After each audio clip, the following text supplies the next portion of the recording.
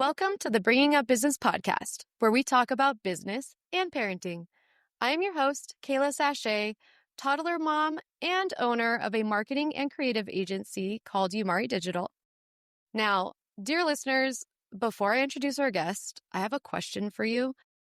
Have you ever come across somebody who is so ridiculously talented and creative that any medium they tend to experiment with turns to gold?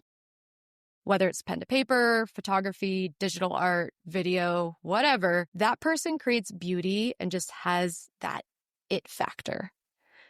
If you haven't had a chance to meet somebody like that, then today is your lucky day.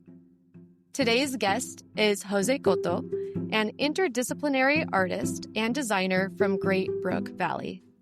He describes his creative practice as an exploration of relationships between people, place, and time, often integrating poetry, fabrication, architectural design, mark making, and lens-based media. Cotto's work has been featured by Paper Monuments, Prospect New Orleans, ASHE, Newcomb Art Museum, Antenna Gallery, and the Contemporary Art Center.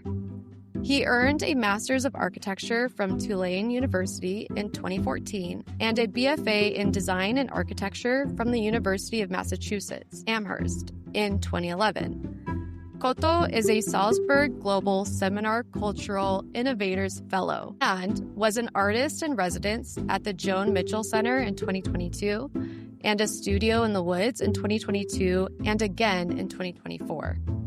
Prior to joining UTIL as Director of Community Engagement and Design Justice, he was part of the team at the Small Center for Collaborative Design in Tulane University's School of Architecture. Additionally, because there's more, I'm telling you, Jose is amazing, he supported the center's design and build envisioning projects, contributed to documentation and communication efforts, and led a yearly seminar focused on public space, public interest design, and interdisciplinary practices. Jose, I'm honored to get to hang out with you today, and welcome to the show.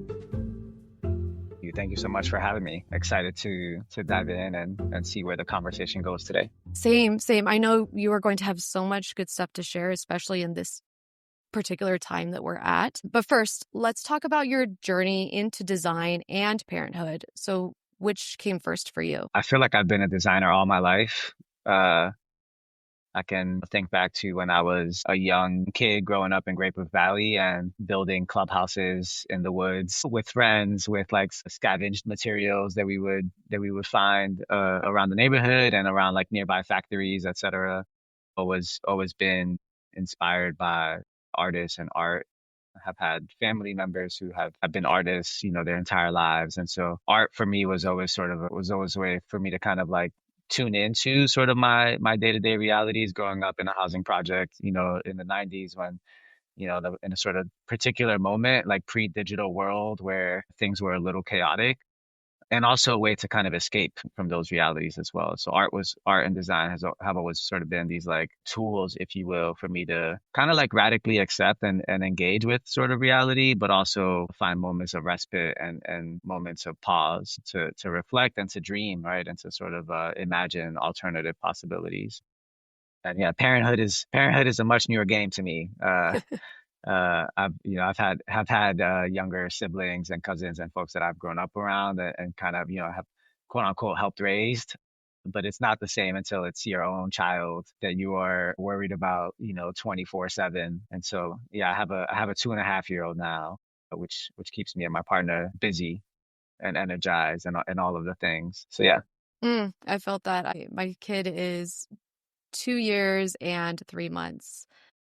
And it's a lot. It's a lot. So he's only 3 months younger than your kid. And it's a lot. And it's always so funny to me when someone compares having a kid to having a dog or having a niece or a nephew. And it's like, in some ways I get it. I do get it. I mean, I play fetch with my toddler. I'm not going to lie. And we have a great time. But there's a major difference. I mean, dogs are a lot more independent. Cats are a lot more independent if you want to compare other pets as well. And there is something about a kid it's a 24/7 job being a parent. Yeah, and it's legacy, right? And Hmm. it's like future, right? And it's like both past and present and future, which, you know, maybe I've never been a pet person, so like maybe folks feel that way about their pets, but like I can't imagine having a dog and sort of being like weighed down by like the gravity of like where will they be in 20 years, right? Like those conversations are a little bit easier to kind of navigate and sort of like ground yourself, right? Like there's a certain like expectation Yeah. and certain timelines that we're sort of familiar with, and you know, all of that sort of goes out the window when you're a parent, right? And you're you know, you're not you're thinking about your kids, you're thinking about your grandkids, right? Like you start to think about time in a different kind of way, Yeah. which has a sort of weightiness to it that is both grounding and paralyzing and also freeing in some ways, right? It's all of the things. I always say like parenting is everything all the time. Mm, You know, it's like there's always something, and even in the moments where it's calm, like there's still, you know, there's still these sort of like layers of just feeling and thinking and reflecting, um that you would have never imagined of until that like initial moment where you actually meet your child. You know, it's like that's the moment where like the floodgates open, and you're made aware of all of these things that you've been carrying your whole life, and didn't have a reason to tap into, you know. ooh, And then this little human comes along and gives you all the reasons and more to tune into that aspect of your being. So yeah, gosh, it's a lot. It's a lot. It's worthwhile, but it's a lot. just so well put. I remember right after giving birth, they set him on my chest, and out of nowhere, I couldn't have predicted this. I just started sobbing. And I felt like it was a release of all of the emotion I had been carrying and all of the Mhm. weightiness, as you put it, of thinking about the future and preparing for this child and thinking about my kid's future 5, 10, 20 years from now. All of it came flooding out all at once. Mhm. And I just remember that moment being so overtaken by the weight of parenthood because it's visceral. It's a real weight because, yeah, I mean, you put it so well. When they're awake, it's a lot. And even when they're asleep, it's still a lot because now you're thinking about them.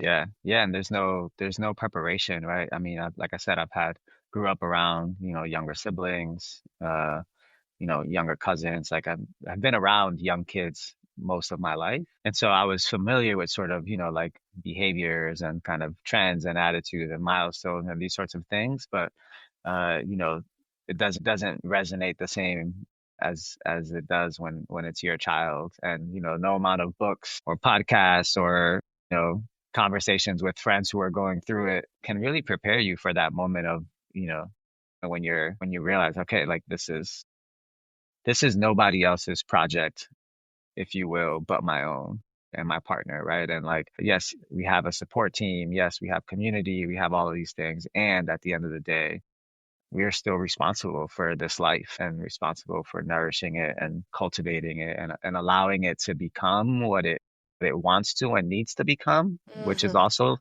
like a thing that you can't really prepare for, right? It's like we have this idea that like we can be controlling uh of things, and it's like, you know, it's really about trying to sort of listen and engage in a dialogue even straight out the womb, right? Around like who are you and who are you wanting to become and how do I help you get there? Yeah. So and that's a thing that, you know, it's funny. I had a really close group of friends, maybe about 10 or so couples, friends for about 12 or so years now. And there was like a 5 year period of time where at least one of the couples was like expecting a child. Mhm. It's like nonstop. There was at least someone who was expecting. And so, you know, it's like I've been around it for you know, the last, you know, 7 years in quite an intense and like, you know, personal way. But again, it's like there's no preparation until you're in it and you're sort of having to, uh, trust, just trust instinct and trust the sort of humanity of it all, right? Like all of us were wired to do this. And how do we tune out sort of the noise, if you will, or the expectations of these kind of external voices and just like truly listen to like our intuition as humans and beings who have done this practice, if you will, for millennia. And so it's kind of a beautiful like thing to be able to unearth inside of us that we don't even always realize is there. Yeah. Yeah. Yeah. It's such an interesting experience because, at least for me, some parts were incredibly natural and they came instinctually. Other parts were completely unnatural and just they felt like they were coming out of left field. I had no idea what to expect. Did you notice with your friends? So this was before you had your child.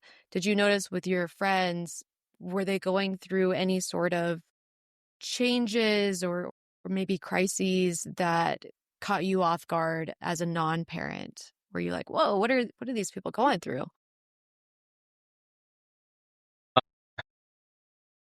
Nothing that's like jumping out at me. And I think part of that is honestly like I uh have always just been a believer in grace, and like, just acknowledging that like everybody's on their time, right? And so there's like a certain level of judgment that I'm always trying to avoid. And so, for me it was always more of just like, wow, like y'all are doing it, right? Like y'all are seeing friends who were artists just sort of figure it out, right? And like readjust their creative schedules and timing in ways that, where it's like you're creating at 2 in the morning now, it's like that's your 2 to 5 is like your creative window, but you make it work, right? And so just kind of seeing the ways in which people were able to respond and adapt, right? I think that adaptability is like that's like the parenting superpower, if anything, right? It's like the ability to be completely dialed in to move in one direction and then just be like, nope, you know what? We have to pivot. We have to do something else because this human being is requiring that. And I have friends who have had a lot of challenges. There's like health challenges, surgeries early on, a lot of those things, which are tough, to sort of like see folks have to navigate.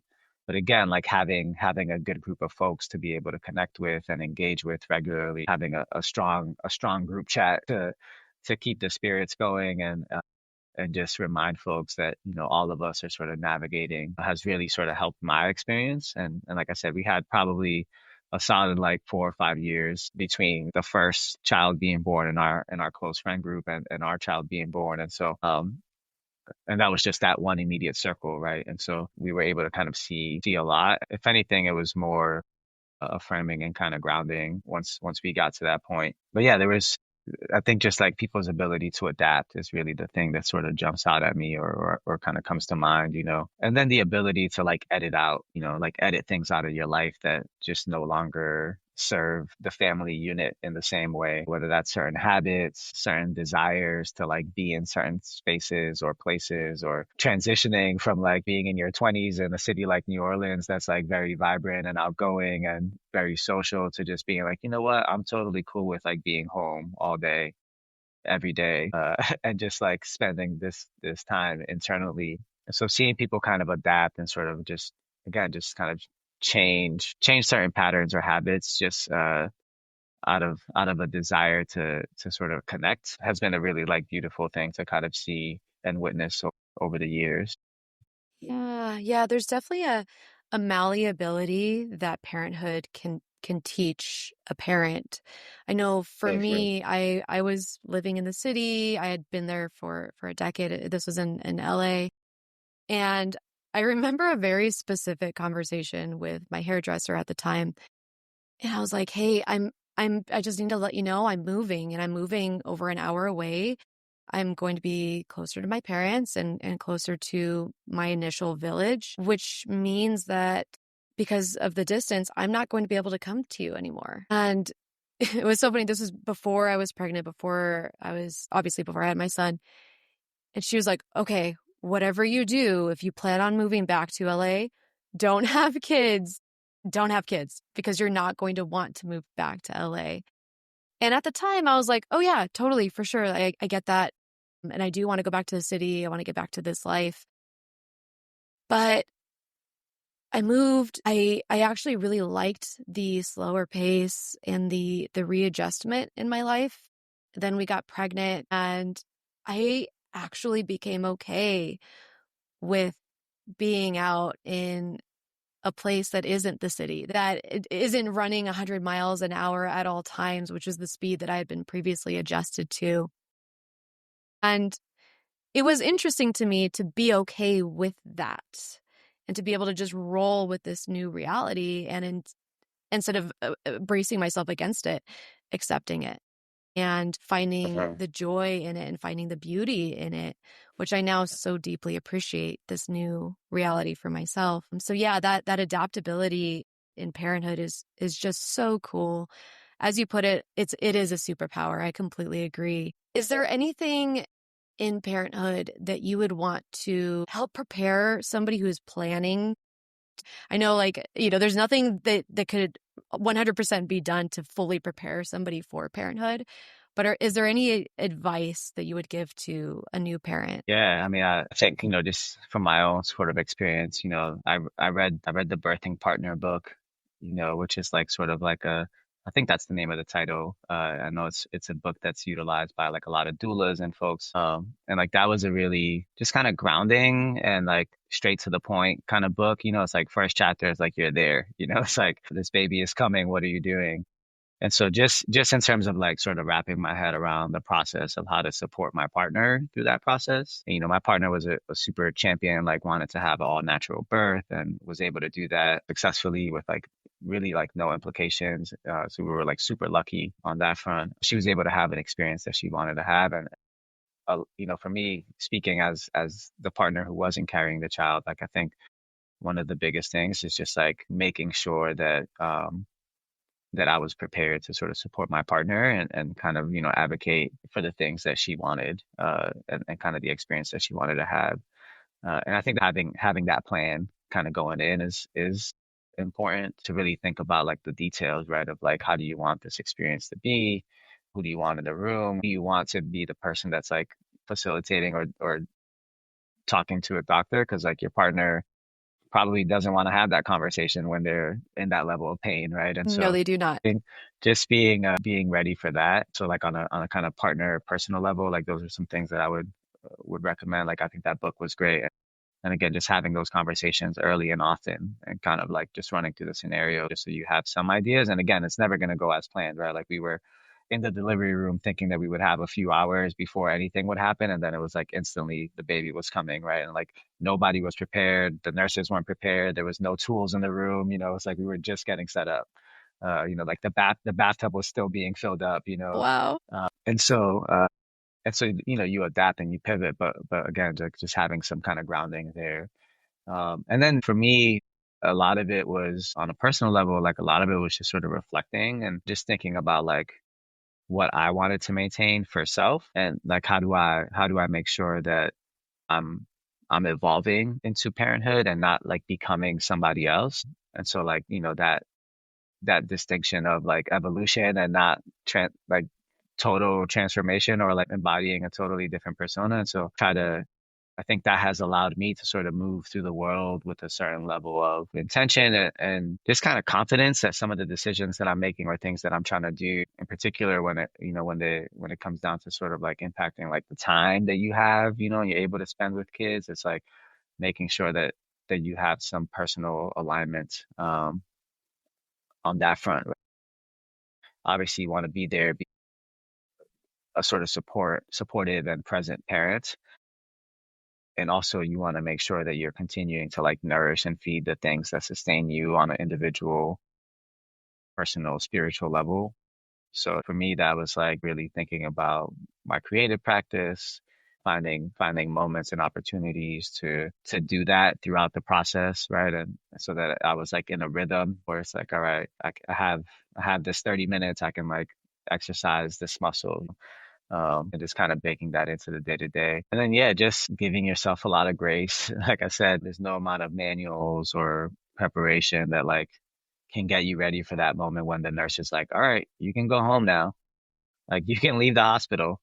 And you're just standing there like, wait, you trust me to one, just you trust me enough that like my car seat is installed properly Are you sure? to Do you need me to take a to test even or? begin? Yeah. Yeah, it's like you know, do you want to like somebody going to be in a car ride with us? That first car ride home afterwards was like it's traumatizing in a lot of ways. You know, it's like you have this like the most precious, fragile thing that you've helped create to date in the back of your car. Um, it's like you're like on hyper alert, right? Like you're so much more aware of how bad everyone is as a driver, right? Like everything Yes. is like magnified because it's no longer just your life and well-being in the car. And so just giving yourself some grace and just reminding yourself like, man, everybody, yes, a lot of people have gone through this, and all of those people are like making up a different version of how to do this every time, right? Like Hmm. there's no singular approach to parenthood. It's going to be totally different. Everyone's going to have an opinion. Yeah. Listen to most of them and like follow few. It's Right. like receive everything you have the bandwidth to receive and apply the things that you know you feel really matter or you align with, you know, but Yeah. everyone's gonna have everyone's gonna have suggestions and thoughts and opinions and then you quickly realize that, you know, it's okay to do things totally different. It's okay to not be on the timeline that's in the book. It's okay to just let life kind of take its course and sort of be what it needs to be. Which is hard because like you wanna come out the gate being like I'm doing everything possible and correct, whatever that might mean. Yes, that's definitely And where I got. there is no correct. No, there isn't. And that's where I found myself getting stuck at the very beginning because I had no idea what I was doing. I wanted people to spell out exactly what needed to be done. And a part of that was because my husband and I lost a really, really good close friend 2 weeks before our son was born. Mm. And so we were navigating that as well. And I kind of noticed how we divvied up our energy. My husband was closer to that friend, and so he was almost solely focused on grieving. I'm speaking for him. He might say something different, but from my perspective, it seemed like he was solely focusing on just grieving. I hate that I use the word just there, by the way, because grief, there's no just tiny, any minimalizing grief. Grief is a huge, huge thing. But he was focused on grieving. I was focused on figuring out what the heck parenthood was about and motherhood is about. And it felt like we were living on two separate planets. You know, he'd be there physically in the room helping to feed me right after postpartum and making sure that I was nourished in that way. But emotionally, he was in a different space. And so we were navigating the newness of parenthood, which is a lot, and grief as well, which is just all consuming. And so it was, for me, that was a really, really hard time. Um, you know, zooming out, I wish that we had more friends checking in on us, like physically coming to our place and knocking on the door, letting themselves in and just saying, "Hey, what do you need? How can we help? Like, let's cook for you, let's clean, let's just sit down with you and let you cry it out," like whatever it was. What were some things that your friends did to either support you or that you wish you had been supported with in those early days? Yeah, I mean, we had friends. We definitely had friends that came by, right? And it was just in New Orleans again this past weekend. Met up with a friend who I hadn't seen in a while. We were reflecting back on the fact that he just brought over like a whole roasted chicken with like vegetables and stuff one night. You know, just like so we had friends that did that quite a bit. You know, would bring us meals and just having other people to talk to, right? Like especially in those like first 2 to 3 weeks, 2 to 4 weeks, when like both of us were able to have like, you know, a decent amount of you know paternal leave, at least in those first 3 months. And like that first month, man, you're just like it's just the three of you primarily in the house, or you know, if you have other kids, you know, it's just like it's the family unit. And everyone's just trying to get to know one another, you know, and like figure out each other's cycles, figure out each other's rhythms, you're sort of like reaching the edges of breaking points over and over and over again, Yeah. and sort of like questioning, what bad decisions you made, 10 months ago to go on this journey. Because like I said, it's a lot, right? Particularly when uh you have there's a lot of complications, right? Or like there can be complications. I think in our experience, our daughter was not able to nurse in the ways that we thought she would, right? And then it was like a combination of all parties, right? Which is like just navigating those conversations can be really tough and challenging, right? Especially for the partner and the relationship that's doing that nursing, right? Like Yeah. when things don't line up or quote unquote work in the ways that we think that they should, it can be really really challenging, and you start to you know doubt self and question all these things that are beyond your control. And like Yeah. we were like literally feeding my daughter with a syringe for a period of time. It was just like just trying to get any little bit of like nutrients and sustenance in her, especially in those first 2 weeks, when they're naturally wanting to lose a little bit of weight, and like, it's like their bodies are in overdrive trying to like just catching them up to this new world. Yeah. And so, yeah, it can be a lot, So we had friends that would come by. We would just have conversations. We had a few like dedicated friends that were like, very clear and like transparent with us around like, hey, if you need to call us, doesn't matter what time of day it is, we can be your emergency call. And we used it. It was like 12:30 a.m., 1 a.m. one night. On like Christmas Eve or something like that.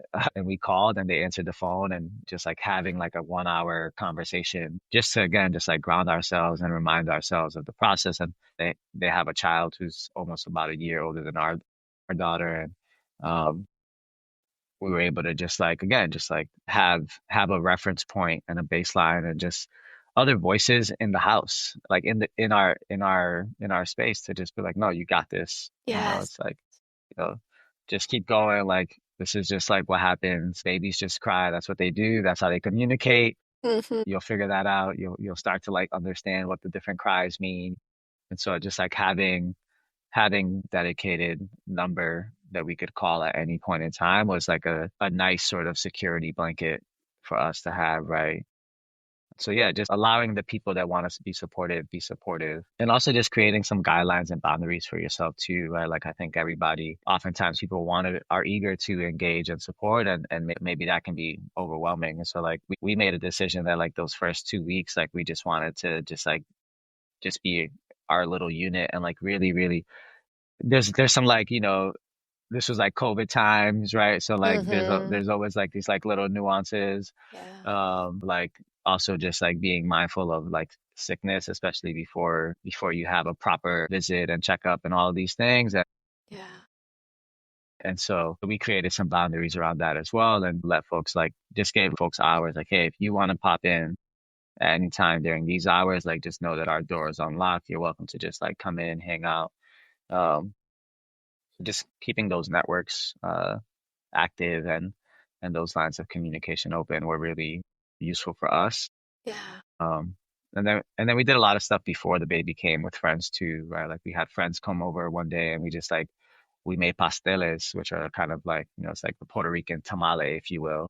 It's like we spent like a whole evening, like 4 or 5 hours, just like prepping stuff, like a week or two before the baby came. And so it was like nice to share that time even before the baby arrived, right, with friends, just again, just to ground yourself, and um, just be reminded of the ecosystem that your child is going to be entering into, right? Yeah. Um, it's like a good motivator and assurance to like, yeah, like let's get this baby out here so that they can meet these people, right? That are so amazing and incredible and generous with their time and energies. And like that's the ethos and like spirit that we want our kids to move through the world with, right? To be there for friends in those moments. And so yeah, those are some of the things that we did. And there wasn't a lot that I wish people had done. If anything, it's just like don't ask what people want, maybe like just kind of offer what you can. and let people decide whether they want to receive that or not. But that extra decision making of like, ooh, what do I want to eat for dinner today? I don't know. It's like that extra decision is like actually it can be a burden Right. That's to fair. folks. And That's so, totally fair. instead of saying like, what do you want for dinner, to say, hey, I'm gonna pick up some pizza. Are you cool with that? Yeah. And if people are in the mood for it, then they'll be able to respond to that. But I think just trying to limit the sort of decisions that people are having to make so that they can just focus on being present for themselves and for the child was a big thing for us.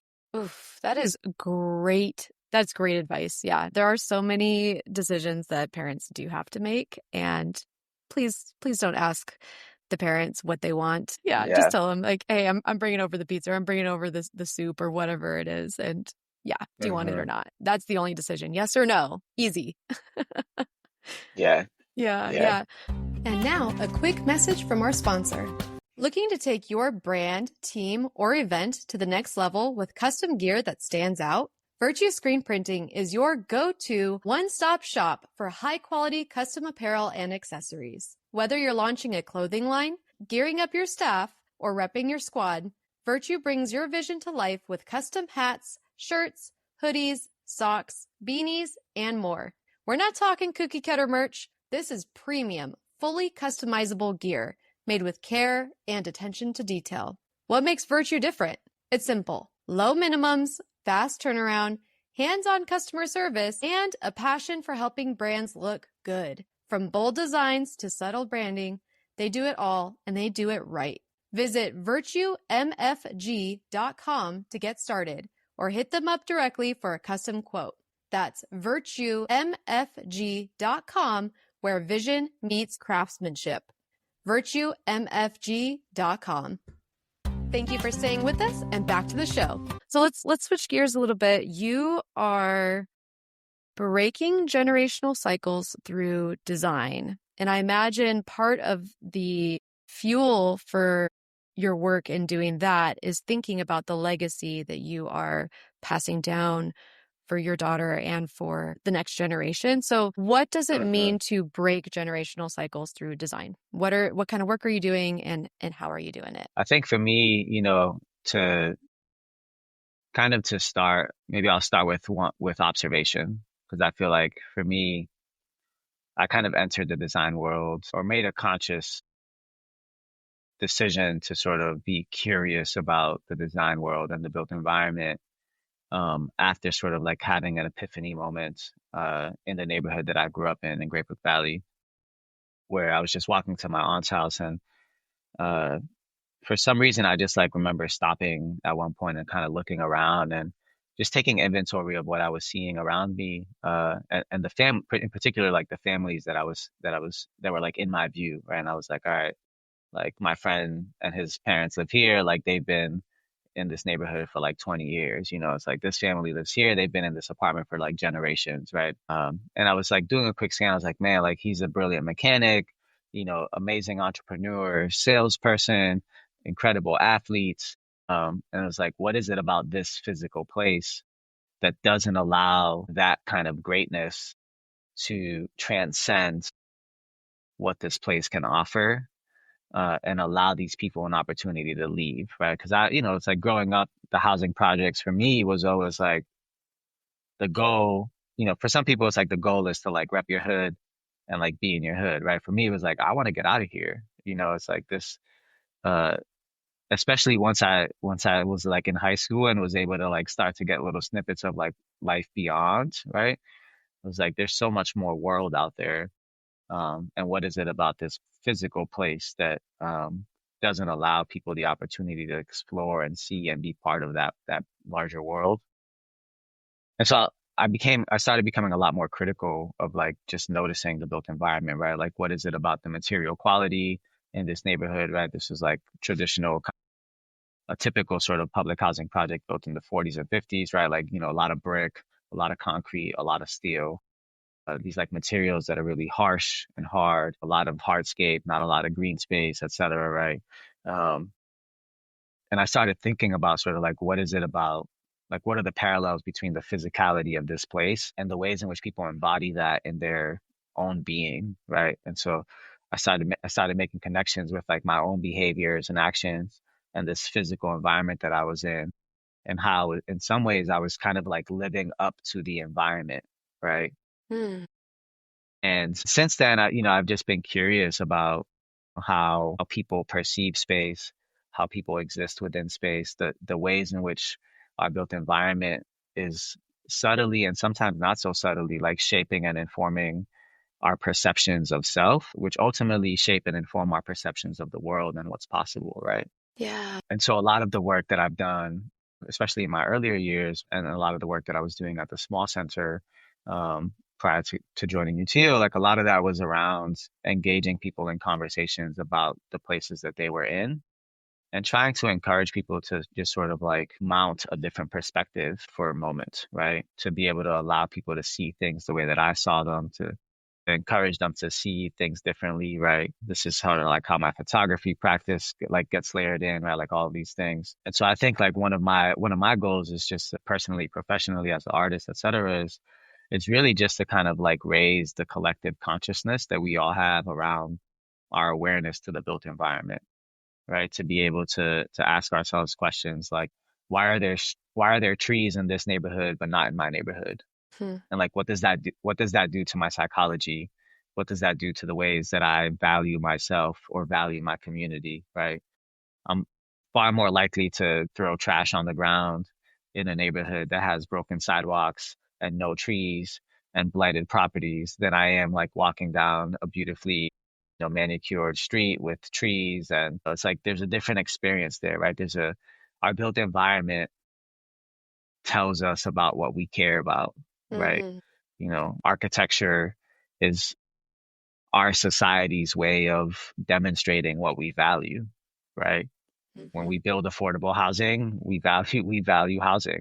When we only build market rate housing, we value capital.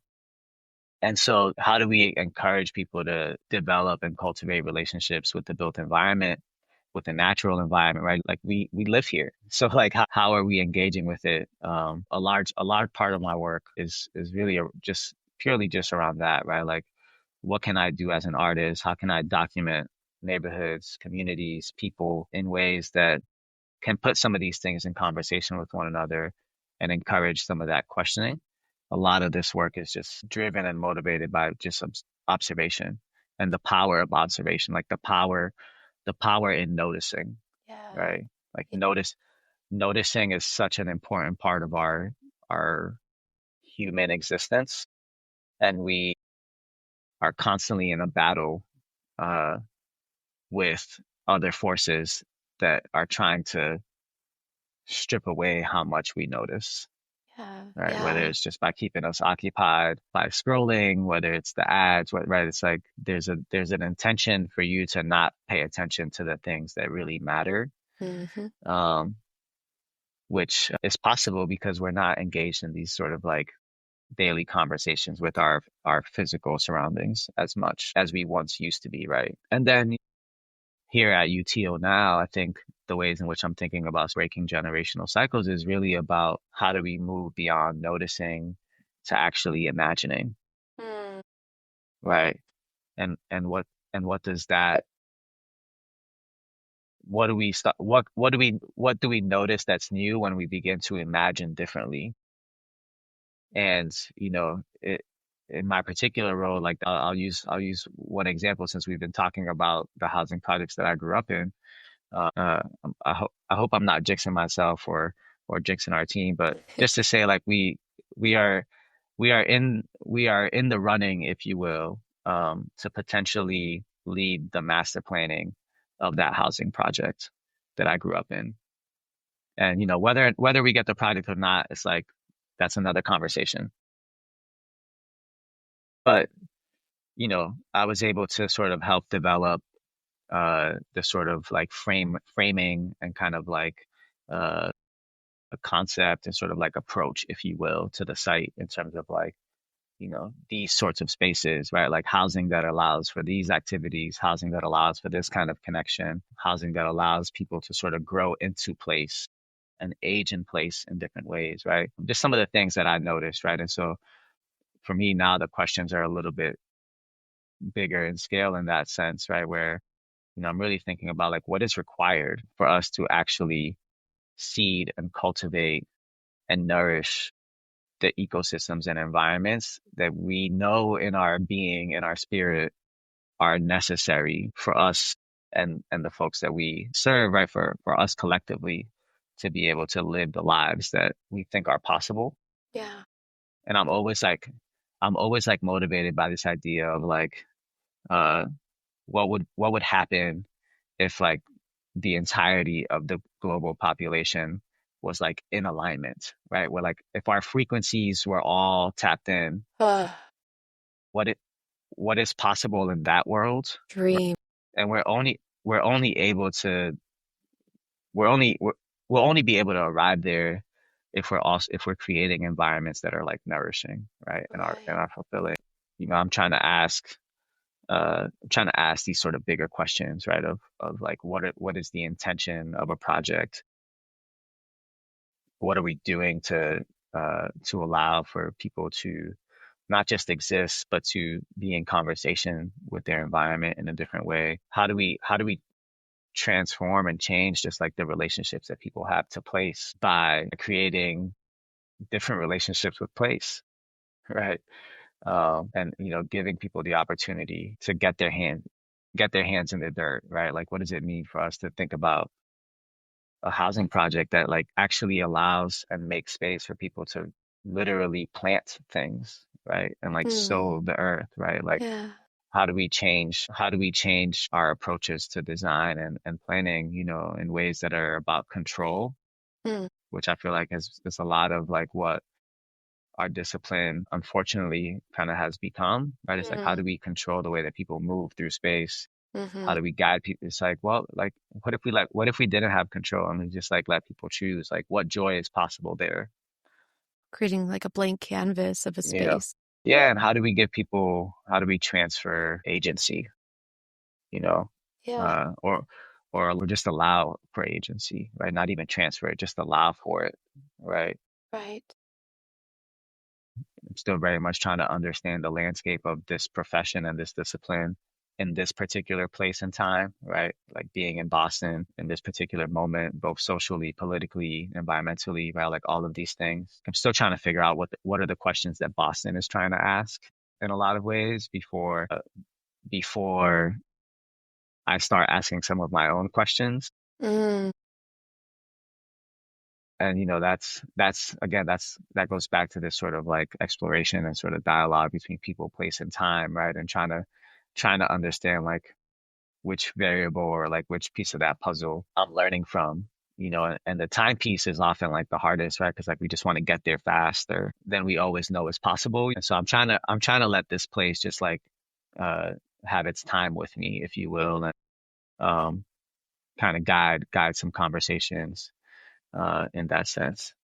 I'm noticing a parallel between your approach to parenting and your approach to this design process, which is it seems like you're tapping into the other person before you make a judgment call on what is best for them. So with your daughter, Hmm. you're like, hey, who are you, human? What are you about? How can I best cultivate the best for you Hmm. instead of the best of what I think for you?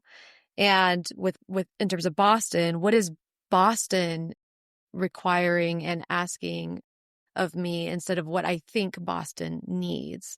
So you're doing a lot of listening before you're jumping into action. How can someone practice that listening or that observing, if you will? Like what can we do to exercise that muscle? Yeah, I mean, I think that sort of speaks to like my the realities of like just inherently being born a photographer, right? Like that's just like it was in my cards somewhere. I try to notice little things, right? Like I think just building a practice of trying to notice something different every day, right? Like even if it's like the littlest thing, like I noticed this crack on the sidewalk, that leads to like I looked up and I noticed this bird that was flying by, which like made me ask questions about like where is this bird coming from? Where is this bird going? Why was it just one bird? Right. It's like allowing presence to teach you, right? And being like humble enough and curious enough to just sit in that space without having to like formulate a thought. It's just like it just purely is just like observance for the sake of gratitude of like existing, right? It's like I get to exist in this moment where I can notice that crack on the sidewalk, Ooh. right? Like I get to exist in this moment where I can see this like beautiful interaction between a grandmother and their grandchild on the train on my way to work, right? Just like these little moments that over time you start to kind of understand sort of the deeper rhythms and feeling and sort of texture of people and places, right? And then when I am in environments with people, it's been said many of times that I'm like someone who will be very quiet in the room. But when I have something to say, it's like I'm speaking because I really genuinely feel like it's something beyond just a response, right? Like, and so I think just practicing it on those small scales, and it's easy, like something, even just starting with yourself, right? Like, what do you notice when you look in the mirror? Hmm. First thing in the morning, right? Like, what do you see? And just going from there. I mean, there's a great newsletter out there in the world. There's this gentleman, I'm blanking on his name right now, who actually, I can't remember where he's from originally, but I think he resides in the New Orleans area now. But he has a newsletter called The Art of Noticing. I think it's what it's called. And he sends out like kind of like daily or like weekly kind of like little exercises, like keep count of how many fire hydrants you walk by, like little things like that, like that you can just sort of weave into your like daily walking and ritual. And I think that those like little exercises, as like irrelevant as they might seem, again, it's about building the muscle memory between like what you notice and what you feel. Hmm. Right. And for Hmm. me, like that's the space that I want to live in all the time when I'm a photographer, right? Like I want to be able to create a visual record, not of what I see in the moment, but what I'm feeling and experiencing, and like what is the visual representation of that I have access to right now Yeah. in this environment, so that I can communicate that thing, right? And I think it's an important skill for all of us to have, right? Certainly as photographers or artists, but I think for everyone, because it's about training your body to know where to look when you feel Hmm. that thing, you Mm. know? Can you speak more on that? Yeah, so for, like I'll keep on the photography train since it seems relevant, but sometimes there are photos that I don't take in a moment, but I feel them and I'm looking for it, right? And part of building that muscle memory is like, okay, next time I feel that thing, like, say I'm photographing a wedding, right? It's like next time I feel that thing, whatever it was, it's like I kind of have a good sense of like where in the crowd I should look towards to be able to communicate with that energy, if you will. And you know, it doesn't happen all the time, right? It's like it doesn't always line up. Sometimes it's like you miss the moment from time to time. That's part of it. And being comfortable with that is a lesson that I learned early on, right? It's like if I'm too focused on missing the moment, I might actually miss the moment that I'm supposed to get. And so you learn from that, but it's just like muscle memory where it becomes where you look towards becomes instinctual, and it's because you're responding to those vibrations, to those energies that are surrounding you. You're trying to like tune your dial to that frequency, right? To pick it up. So you kind of you just know where to look. And it's like Right. it's hard to explain, right? Because it's like there isn't a uh it isn't always a like one-to-one direct corollary, or like sometimes you don't even know what the emotion is that you're feeling. It's just something that's being stirred up inside of you. But you get these signals, right? Of like, okay, like I'm looking for this expression, right? It's like I've shot a lot of like music, like a lot of like music and concerts and sort of like events in that sense. And sometimes like especially with songs that you're familiar with, or artists that you're familiar with, like when there's a certain kind of like emotional moment or like word or phrase in a song, and you know what that stirs up for you. It's like now when you scan the crowd, you're like trying to find someone who's maybe articulating with their facial expressions, with their eyes, with their body language, articulating that they're also feeling that thing, right? Hmm. And that's like, it's so much more powerful to document those moments where you know that there's a sort of shared or collective experience than to try to just like force a photograph of like something that you see. Yeah, yeah. I'm noticing or I'm sensing a connection between noticing within ourselves, noticing within other people and within environments. I'm sensing the connection between that noticing and alignment, which can lead to a bigger story of peace. So if something feels off, then it might not be in alignment and it's probably not the best path to peace. Or on the opposite Mhm. side, if something feels great, there's just a great energy to it, you follow that same path and that can lead you to internal peace, maybe even bigger peace within a society or a Mhm. community. It makes me want to go out and count fire hydrants now. Yeah, when you get the name of that newsletter, send it over. I want to keep that. I want to add that to the show notes for everybody. So if a listener is interested, it'll be right there. Yeah, he also has a book about it too, I think. But yeah, it's a great resource. And yeah, I think your comment about like finding that path towards peace uh is spot on. It's something that I think about often, particularly like within my creative practice, right? Like I think I'm like of the belief that all of us have been to the places that we're supposed to go. Like that is encoded in our DNA, encoded in our spirit, right? Like we've already been to the destination. And so much about life is about listening to these energies and vibrations and the rhythms around us to just kind of guide us and sort of like make sure that we are staying on this path that again we already are familiar with internally, spiritually. It's like truly wholeheartedly believe that, that like whatever I'm whatever is meant for you is like for you, right? And our jobs are less about living life to sort of carve a path and more about living life to try to stay as close to that path as possible. And when I'm shooting, it's like I'm really hyper aware of that, right? Like, I could be at an event with like a few hundred people and it's like there might just be a dozen people in that space that I like need to photograph.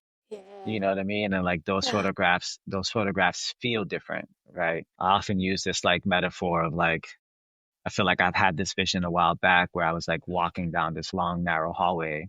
And at the end of it was this portrait of myself that was Mm-hmm. not completed, but it was made up of all these images that I've taken over time, right? So it's a sort of like collage, mosaic, if you will, of all the photos of people and places and kind of moments that I've experienced that sort of like made up that image. And like my goal as a photographer is to try to like accumulate as many of those puzzle pieces as possible before I get to the end of that hallway, so that by the time I get there, I can see as complete of a picture as possible of this being that is made up of everything else, right? And I'm like searching for those little nuggets when I'm engaging with people in place. And so much of that, like, it's not about me, right? Like, it's about just tuning in, and allowing that gut instinct, and that like ancestral wisdom that we carry to keep us on that path, on the path that we're already wired to be on. Yeah. But that's my piece right there. It's like trying to arrive at that portrait, as completed as possible. It's like that's the thing that gives me peace when I'm doing this work and trying to do this work from that particular place. It's like I'm trying to find there's a lot of beautiful images that I can take. I know that there's a lot of beautiful work that I can do, but like I'm trying to find those pieces. Hmm. Mm. What a beautiful metaphor. I'm going to think about that. Thank you so much for this wonderful conversation. I love going deep and thinking about the bigger picture for ourselves, for our communities, our families, our businesses, whatever it is. It's so important to think about life zoomed out, but also zoomed all the way in. So thank you so much for this opportunity to talk about this. If someone wants to find you, where can they find you? The easiest place is just on my website. If you're trying to connect virtually that way, it's just josecotto.com. I'm also Also on all the socials at JCCOTTO, trying to cultivate a better relationship with that part of my world. Taken quite a bit of a hiatus in recent times, etc. I tend to be accessible. And then if folks just want to, shoot me an old fashioned email, it's just hello@josecotto.com. And I'm trying to get into that habit more of just being a little bit more intentional and longer form communication, like let's actually have a conversation, and not just not exchange hearts on a screen, but how can we actually connect and truly sync up in a meaningful and fruitful way. Beautiful. Beautiful. Thank you so much. Thank you. Thank you so much. Appreciate you. Thank you for joining us on Bringing Up Business. If you could, please take a moment to subscribe to and rate the podcast on Apple, Spotify, or wherever you get your podcasts. You can follow us on Instagram at bub.podcast. That's BUB.podcast. Finally, we'd love to get your feedback. If you have a comment or a guest idea, please let us know on our website, bringingupbusiness.com. Until next time, thanks for joining us. Say bye-bye. Bye-bye. Say bye-bye. See you later. Bye-bye. See you later. This recording is for informational purposes only and should not be considered business advice. Opinions expressed are as of the date of recording and are subject to change without notice. The views and opinions of guests on this program are not necessarily those of Umari Digital and its affiliates, which together we refer to as Umari Digital. Umari Digital is not affiliated with guests or their business affiliates unless otherwise stated. Umari Digital does not guarantee the accuracy or the completeness of the data presented herein. This recording is for informational purposes only, and the information, data, analysis, or opinion it includes or their use should not be considered business, financial, or legal advice. Umari Digital shall not be responsible for any decisions, damages, or other losses resulting from or related to the information, data, analysis, or opinions or their use. All business decisions are subject to risk, including possible loss of capital. Individuals should seriously consider if a decision is suitable for them by referencing their own financial position. Thank you.